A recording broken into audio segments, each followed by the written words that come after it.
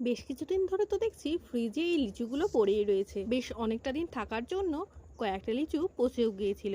তাই আজকে ভাবলাম এই লিচুগুলো দিয়েই কিছু একটা বানানো যাক। তাই প্রথমে লিচুর খোসাগুলো ছাড়িয়ে এবার একটা একটা করে বীজ থেকে শাঁসগুলো আলাদা করে নেব।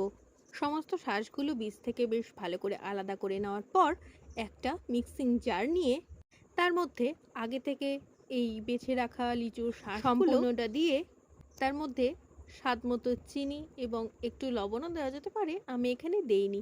তারপরে সমস্তটা ভালো করে গ্রাইন্ড করে নিয়ে একটা আইসক্রিম মোল্ড এখানে নিয়ে নিয়েছি।